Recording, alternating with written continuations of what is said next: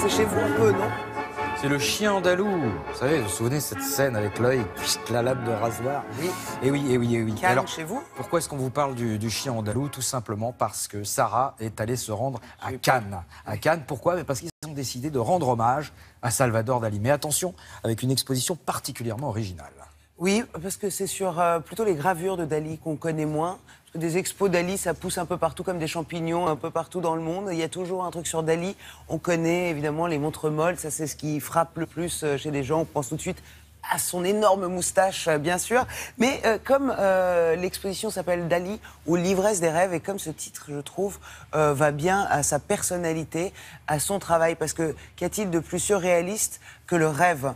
Et à regarder un peu les œuvres de Dali, on se demande si finalement c'était pas un artiste qui vivait un rêve éveillé en permanence. Ce type-là, le monde était un rêve, était un fantasme. Alors évidemment, quand on regarde là ses œuvres, ses gravures, oui, ce sont ces gravures. Alors ce qui était très important pour Dali, justement, et ce qu'on découvre dans l'expo, c'était qu'il voulait absolument, genre, il était OK pour la gravure, mais il fallait absolument que ça ressemble à s'y méprendre à ses aquarelles. Il fallait surtout pas qu'on voit que c'était des gravures et non des aquarelles. Alors, on a à peu près 200 œuvres prêtées par une collection privée Jean Ferrero. Je vous emmène au centre d'art, la Malmaison à Cannes, que vous connaissez bien. Regardez.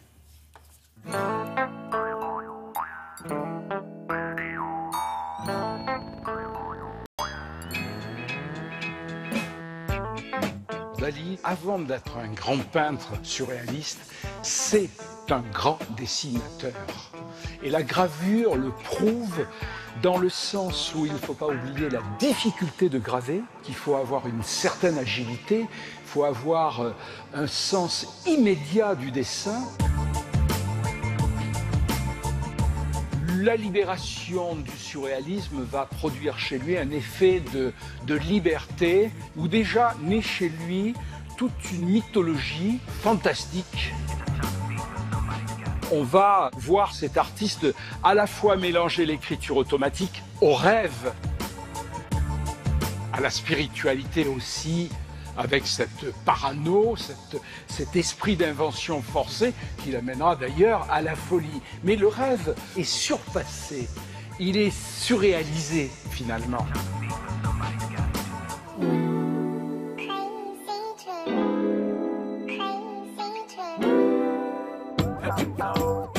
Quand on est spectateur devant une œuvre de Dali, on se retrouve devant une porte ouverte. On est aspiré par l'image parce qu'il y a une espèce de perspective. Et dans un monde transparent, vous allez rencontrer les diverses étapes de la scène représentée, qui est diabolique la plupart du temps.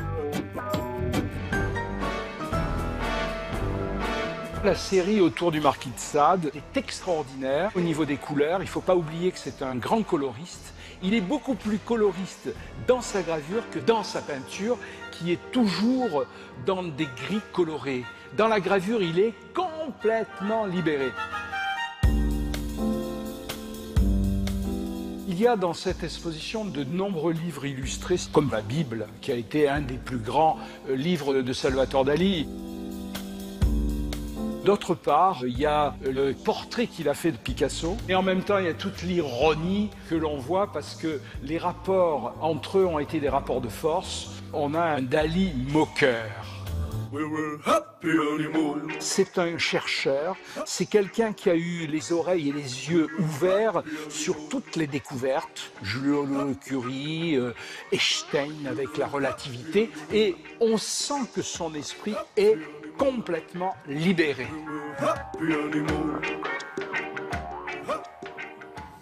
Là, ça donne envie, hein. Ouais, ah non, mais c'est formidable. Alors, vous savez que c'était jusqu'au 30 octobre, normalement, cette expo. Alors, succès et prolongation, ça va jusqu'au 20 novembre. Donc, vous avez une extension de chance. Ne passez pas à côté, ce serait criminel si vous n'êtes pas loin. En tout cas, vous avez la possibilité d'aller au centre d'art, la Malmaison à Cannes. Allez-y, parce que c'est vraiment très intéressant. Et c'est vraiment une partie de Dali qu'on connaît moins. Absolument pas. Voilà. Et on embrasse, on a de très fidèles Il nageait téléspectateurs à énormément Cannes. quand il ne peignait pas. Merci beaucoup, Sarah. La météo.